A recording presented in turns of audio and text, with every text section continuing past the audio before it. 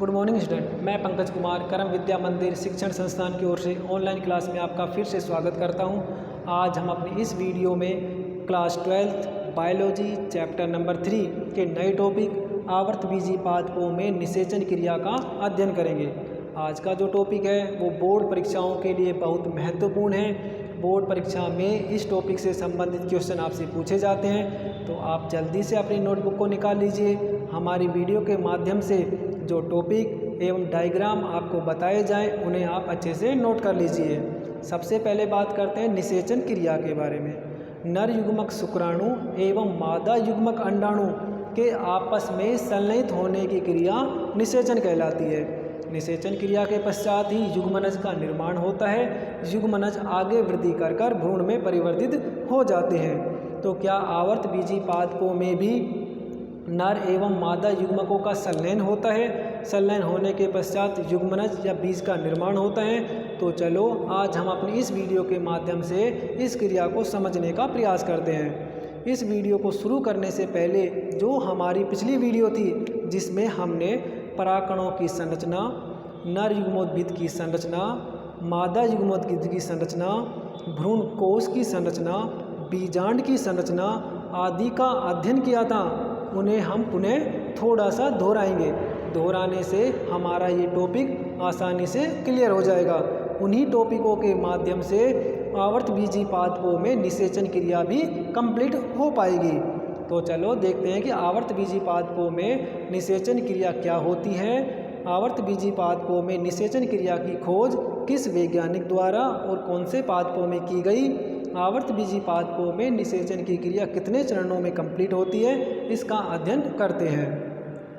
आवर्त बीजी पादपों में निषेचन नर एवं मादा युग्मकों के संलयन होने की क्रिया निषेचन कहलाती है। निषेचन क्रिया की खोज आवर्त बीजी पादपों में स्टार्सबर्गर द्वारा लीलियम पादपों में सन 1884 में की गई। आवर्त बीजी पादपों में जो निषेचन की खोज की थी, स्टार्सबर्गर वैज्ञानिक का नाम है, जिन्होंने लीलियम पादपों में सन 1884 में निषेचन क्रिया का अध्ययन किया था। अब बात करते हैं आवर्त बीजी पादपों में निषेचन क्रिया किस प्रकार की होती है। तो आवर्त बीजी पादपों में नाल युग्मकी साइफोनोगेमी प्रकार का निषेचन पाया जाता है। नाल युग्मकी या साइफोनोगेमी प्रकार क्या होता है, ये हम अपनी इस वीडियो में समझ पाएंगे। आवर्त बीजी पादपों में निषेचन क्रिया किस प्रकार से संपन्न होती है, जिसका अध्ययन हम 3 चरणों में करेंगे। कौन कौन सा होगा वो? नंबर 1 परागकणों का अंकुरण एवं परागनलिका का निर्माण। नंबर 2 परागनलिका की वृद्धि एवं परागनलिका का बीजांड में प्रवेश। और नंबर 3 परागनलिका का भ्रूण कोश में प्रवेश। इन 3 टॉपिकों के माध्यम से हम निषेचन क्रिया का अध्ययन करेंगे।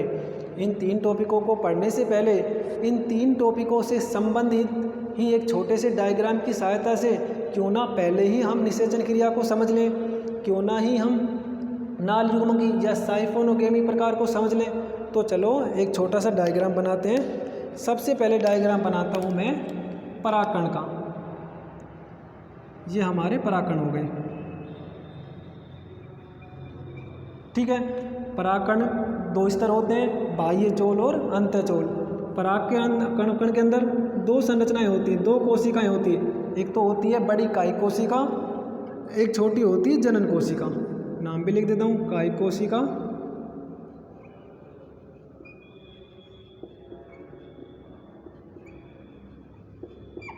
दूसरी होती है जनन कोशिका।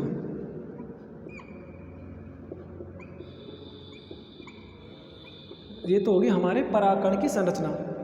परागकणों के अंकुरण के दौरान कायिक कोशिका एक लंबी नली संरचना का निर्माण करती है, जिसे हम पराग नली कहते हैं। जनन कोशिका में समसूत्री विभाजन होते हैं। समसूत्री विभाजन होने से उसके केंद्रक 2 नर युग्मकों को निर्मित करते हैं। तो चलो परागकणों का अंकुरण को हम प्रैक्टिकल में कैसे समझ सकते हैं। हमने एक कांच की स्लाइड ली, कांच की स्लाइड पर परागकणों को रखा। परागकणों को रखने के पश्चात उस पर हमने शर्करा की एक बूंद को डाला। शर्करा विलयन को अवशोषित करने के पश्चात परागकण आकार में फूल जाते हैं। फूलने से कायिक कोशिका तो परागनलिका का निर्माण करती है, तथा जनन कोशिका समसूत्री विभाजन द्वारा 2 नर युग्मकों का निर्माण करती है। जब परागकणों का अंकुरण हो जाता है तो किस प्रकार की संरचना नजर आएगी हमें?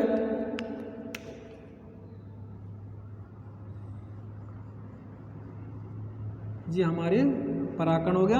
अब ये आकार में शर्करा विलयन को अवशोषित कर लेते हैं जिससे फूल जाते हैं। फूलने के पश्चात कायिक कोशिका, जो हमारी कायिक कोशिका थी, वो एक लंबी नली में परिवर्तित हो जाती है जिसे हम पराग नली कहते हैं। ये पराग नली परागकोश पराग भित्ति को भेद कर बाहर आ जाती है। तो ये हो गया हमारी पराग नली। मैं लिख देता हूँ यहाँ पे पराग नली। ठीक है। परागकण के अंदर हमारी जनन कोशिका थी। जनन कोशिका विभाजित होकर 2 नर युग्मकों का निर्माण करती है। दोनों नर युग्मक पराग नलिका में आ जाते हैं। तो ये हमारे दोनों नर युग्मक आ गए जो पराग नलिका में है। अब क्या देखते हैं हम, जब परागकणों का अंकुरण हो जाता है तो अंकुरण के दौरान कायिक कोशिका पराग नलिका का निर्माण करती है तथा जनन कोशिका 2 नर युग्मकों का निर्माण करती है। दोनों नर युग्मक पराग नलिका में आ जाते हैं। तो इसी संरचना को हम नर युग्मोद्भिद या नाल युग्मकी साइफोनोगेमी कहते हैं। अर्थात इसी संरचना के आधार पर आवर्त बीजी पादपों में निषेचन की क्रिया कंप्लीट होती है। तो हम बता सकते हैं नाल युग्मकी या साइफोनोगेमी क्या है। तो इसका आंसर क्या होगा, जब परागकण अंकुरित हो जाते हैं तो कायिक कोशिका एक पराग नलिका का निर्माण करती है तथा जनन कोशिका 2 नर युग्मक निर्मित करती है।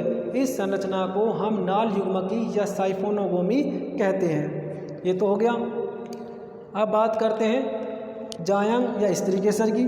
चलो उसकी संरचना भी हम बनाते हैं।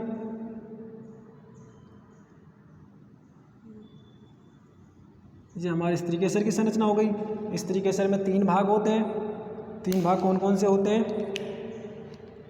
नाम लिखते हैं। नंबर 1 वृत्तिकाग्र, नंबर 2 वृत्तिका और नंबर 3 अंडाशय। ये हमारी जायंग की संरचना हो गई।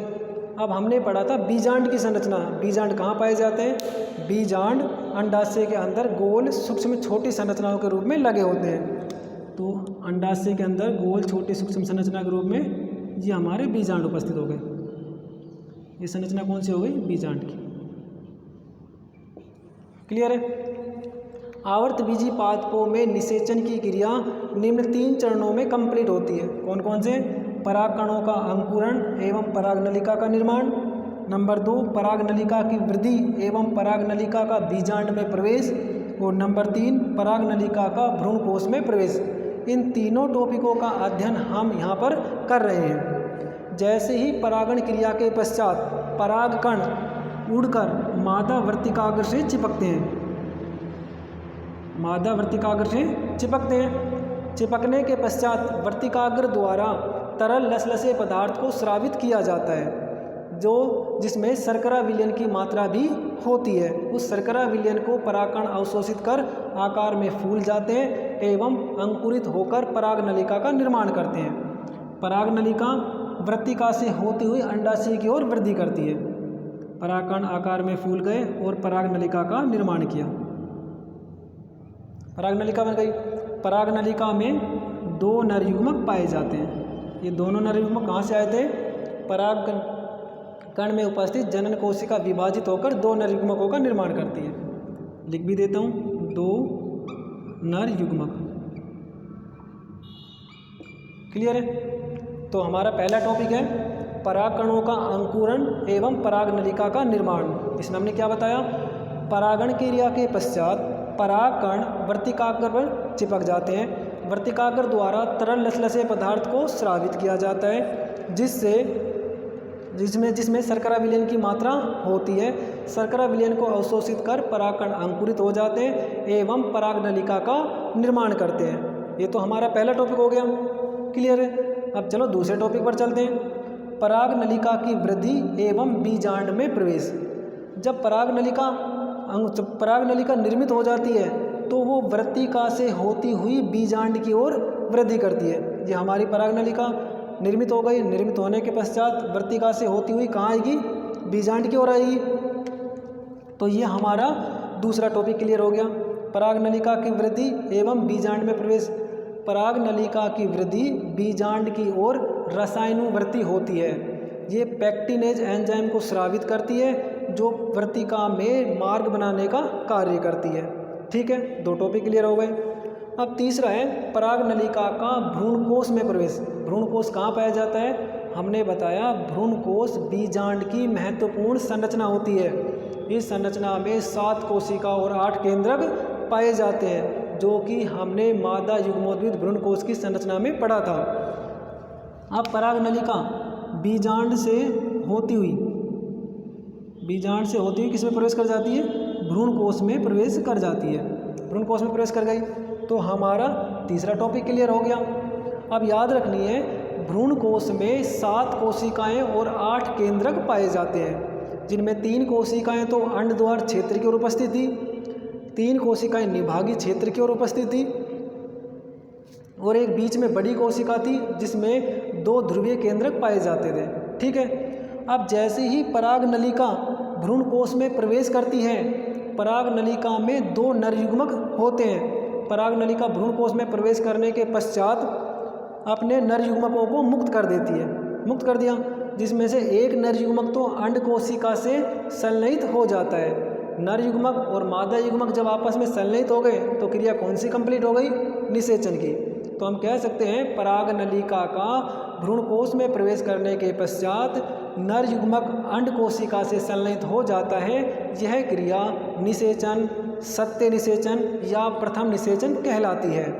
अब बात करते हैं, एक नर युग्मक तो हमारा बचा हुआ है और पराग कोश में बहुत सारी कोशिकाएं भी बची हुई हैं। अब क्या होता है, ये हमारा एक नर युग्मक जो बीच में बड़ी कोशिका थी जिसे हम केंद्रीय कोशिका कहते थे, जिसमें 2 ध्रुवीय केंद्रक पाया जाता है, उससे आपस में संलयित हो जाता है। अर्थात निषेचन की क्रिया 2 बार होती है जिसे हम दोहरा निषेचन भी कहते हैं। दोहरा निषेचन या त्रिसंलयन पढ़ेंगे हम अपनी पिछली वीडियो में।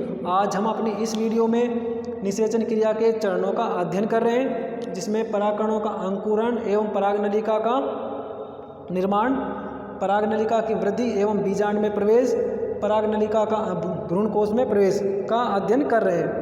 तो हमने छोटे से डायग्राम की सहायता से आवर्तबीजी पादपों में होने वाली निषेचन क्रिया का अध्ययन किया।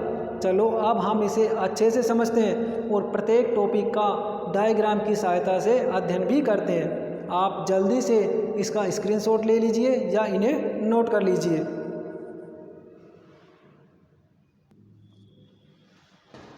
तो चलें अब चलते हैं अपने पहले टॉपिक, पराग कणों का अंकुरण एवं पराग नलिका का निर्माण।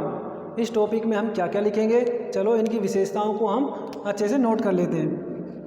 नंबर 1, इस क्रिया के दौरान परागकण उड़कर मादा वर्तिकाग्र की सतह पर पहुंच जाते हैं।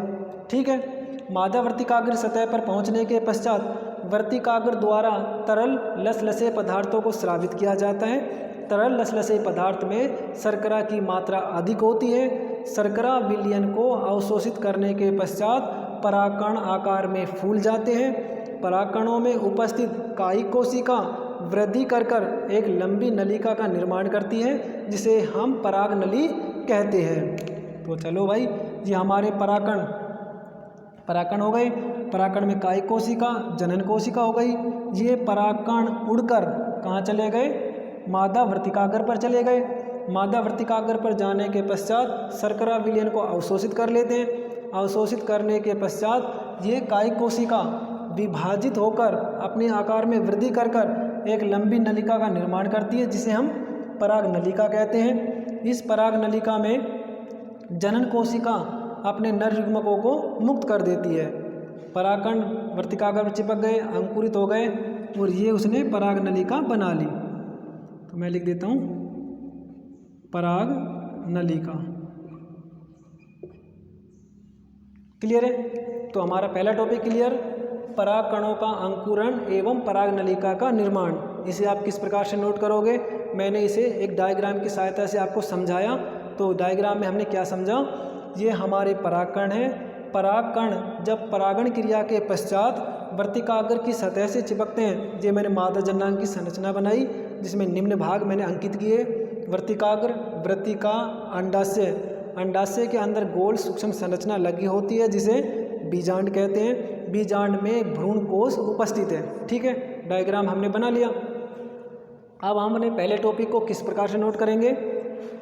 आवर्तबीजी पादपों में परागकण परागण क्रिया के पश्चात उड़कर मादा वर्तिकाग्र की सतह पर पहुंच जाते हैं। मादा वर्तिकाग्र की सतह पर पहुंचने के पश्चात वर्तिकाग्र द्वारा तरल लसलसे पदार्थ को स्रावित किया जाता है जिसे परागकण अवशोषित करके आकार में फूल जाते हैं। परागकण के अंदर उपस्थित कायिक कोशिका जनन छिद्र से होती हुई परागनलिका का निर्माण करती है तथा जनन कोशिका विभाजित होकर दो नरयुग्मकों का निर्माण करती है। दोनों नरयुग्मक परागनलिका में आ जाते हैं। ये हमारे दोनों नरयुग्मक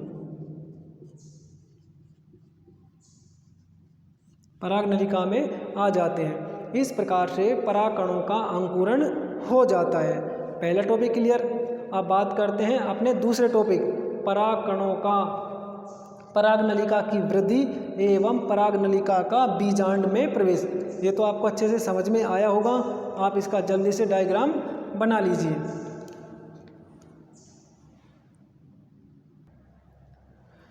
अब अपना दूसरा टॉपिक आता है परागनलिका का मार्ग एवं परागनलिका का बीजांड में प्रवेश। तो चलो इसे भी हम अच्छे से डायग्राम की सहायता से समझ लेते हैं। हमारा परागकण अंकुरित हो गया। अब ये परागकण अंकुरण होने के पश्चात कहाँ पे जाएगा? ये परागकण अंकुरित होने के पश्चात परागनलिका वर्तिका से होती हुई बीजांड की ओर वृद्धि करेगी। ठीक है, अपना क्या टॉपिक है? परागनलिका का मार्ग एवं परागनलिका का बीजांड में प्रवेश। ये टॉपिक है। डायग्राम में क्या बताते हैं? हमारे परागकण जब अंकुरित हो जाते हैं तो उसने परागनलिका को निर्मित किया। ये परागनलिका वर्तिका से होती हुई बीजांड की ओर गति करती है। अब पराग वर्तिका के अंदर बहुत से छोटे छोटे सूक्ष्म संरचनाएं लगी होती है जिसके कारण परागनलिका को रास्ता नहीं मिल पाता। अब रास्ता बनाने के लिए परागनली क्या करेगी? परागनली पैक्टिनेज एंजाइम को स्रावित करेगी। पैक्टिनेज एंजाइम को स्रावित करने के पश्चात यह एंजाइम जो भी वर्तिका में संरचनाएं निर्मित हुई थी उन सभी संरचनाओं को हटा देगा, रास्ता बनाने का कार्य करेगा। जैसे ही पैक्टिनेज एंजाइम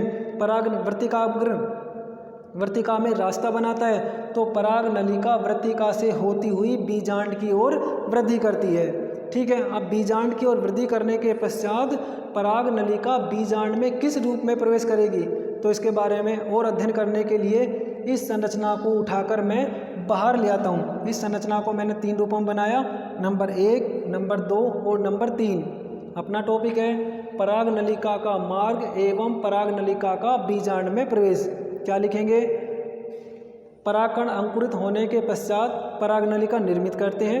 ये परागनलिका वर्तिका से होती हुई अंडाशय की बीजांड की ओर वृद्धि करती है।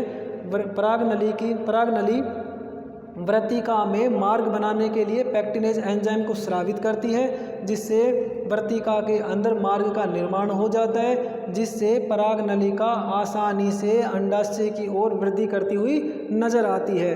परागनलिका का अंडाशय बीजांड में प्रवेश निम्न 3 प्रकार से होता है। अब हमने इस संरचना को उठाया। ये परागनलिका हमारी वृद्धि करती हुई बीजांड की ओर जाती है। अब बीजांड में परागनलिका का प्रवेश, ये वाला टॉपिक, परागनलिका का बीजांड में प्रवेश। परागनलिका का बीजांड में प्रवेश 3 प्रकार से होता है। कौन कौन सा होता है? नंबर 1 बीजांड द्वारी प्रवेश, नंबर 2 निभागी प्रवेश और नंबर 3 मध्य प्रवेश। इन तीनों क्षेत्रों से परागनलिका बीजांड में प्रवेश करती है, इस भाग में प्रवेश करती है। तो चलो क्या होता है निभागी प्रवेश, क्या होता है बीजांडद्वारी प्रवेश और क्या होता है मध्य प्रवेश, कौन कौन से पादपों में होता है इसे भी हम देख लेते हैं। जब परागनलिका वृत्तिका से होती हुई, परागनलिका वृत्तिका से होती हुई बीजांडद्वारी वाले भाग से प्रवेश करती है, बीजांडद्वारी वाले भाग से प्रवेश करती है तो वह प्रवेश बीजांडद्वारी प्रवेश कहलाता है। यह प्रवेश अधिकतर पादपों में होता है। अधिकतर पादप के बीजों भ्रूण को बीजांड में परागनलिका का प्रवेश बीजांडद्वारी भाग से होता है। नंबर 2 निभागी प्रवेश। जब परागनलिका निभागी वाले क्षेत्र से बीजांड में प्रवेश करती है तो वह निभागी प्रवेश कहलाता है। कौन कौन से पादप, केजुराइना, विटुला आदि पादपों में निभागी प्रवेश देखने को मिलता है। तीसरा आता है मध्य प्रवेश। जब परागनलिका निभागी क्षेत्र और बीजांडद्वारी क्षेत्र दोनों को छोड़कर मध्य क्षेत्र से प्रवेश करती है, बीजांड में मध्य क्षेत्र से प्रवेश करती है तो वो मध्य प्रवेश कहलाता है। उदाहरण पूछे तो कुकुरबिटा कुल के पादपों में मध्य प्रवेश पाया जाता है। दूसरा टॉपिक परागनलिका का मार्ग एवं परागनलिका का बीजांड में प्रवेश। किस प्रकार से लिखोगे? परागकण अंकुरित होने के पश्चात परागनलिका का निर्माण करते हैं। परागनलिका वृत्तिका से होती हुई बीजांड की ओर वृद्धि करती है। यह वृद्धि रासायनुवृत्ति होती है। परागनली द्वारा पैक्टिनेज एंजाइम स्रावित किया जाता है जो वृत्तिका में मार्ग बनाने का कार्य करता है। जब वृत्तिका अंडाशय में उपस्थित बीजांड में पहुंच जाती है तो उसका प्रवेश बीजांड में 3 भागों द्वारा हो सकता है।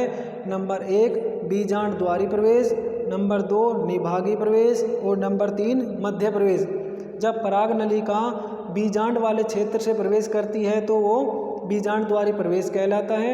यह प्रवेश अधिकतर पादपों में पाया जाता है। नंबर 2 जब परागनलिका निभागी क्षेत्र से प्रवेश करती है तो वह निभागी प्रवेश कहलाता है। केजुराइना, विटुला आदि पादपों में क्रिया पाई जाती है। नंबर 3 जब परागनलिका निभागी क्षेत्र और बीजांडद्वारी क्षेत्र दोनों को छोड़कर मध्य भाग से प्रवेश करती है तो वो मध्य प्रवेश कहलाता है। यह क्रिया कुकुरबिटा कुल के अधिकतर पादपों में पाई जाती है। ठीक है, आपने 2 टॉपिक समझे। पहला टॉपिक था परागकणों का अंकुरण एवं परागनलिका का निर्माण। दूसरा जो टॉपिक था वो पढ़ा परागनलिका का मार्ग एवं परागनलिका का बीजांड में प्रवेश। अब हम बात करते हैं नंबर 3 परागनलिका का भ्रूणकोश में प्रवेश। आप इसे जल्दी से नोट कर लीजिए।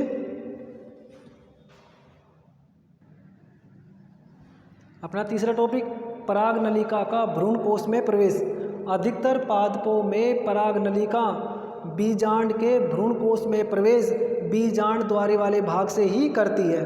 तो किस प्रकार से होगा चलो देखते हैं। ये हमारी परागनलिका आई। अधिकतर पादपों में परागनलिका का प्रवेश बीजांड के बीजांडद्वारी भाग से होता है। ये हमारा बीजांड की संरचना, बीजांड के अंदर भ्रूणकोश, ये हमारा भ्रूणकोश, परागनली। क्या हुआ इसमें? अधिकतर पादपों में परागनलिका का भ्रूणकोश में प्रवेश बीजांडद्वारी वाले भाग से होता है। ये वाला भाग बीजांडद्वारी भाग।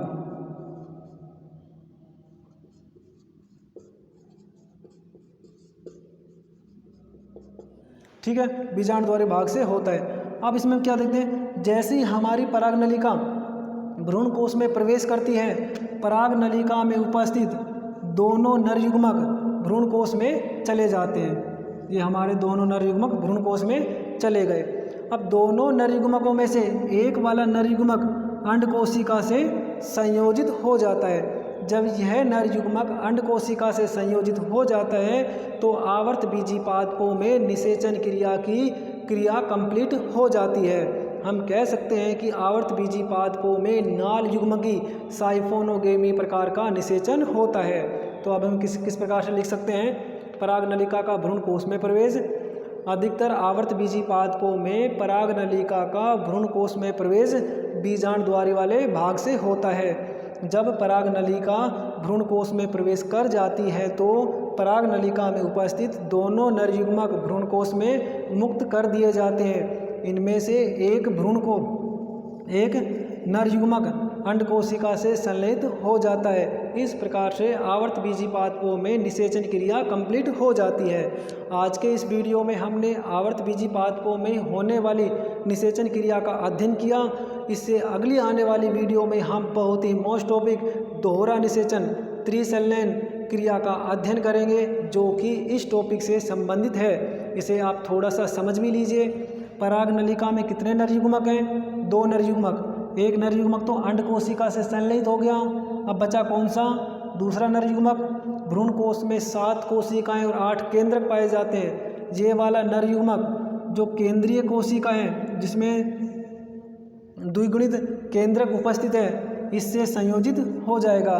होने के पश्चात जो संरचना निर्मित होगी वो संरचना द्विनिषेचन या त्रिसंलयन कहलाएगी, जिसका अध्ययन हम अपनी आने वाली वीडियो में अच्छे से करेंगे।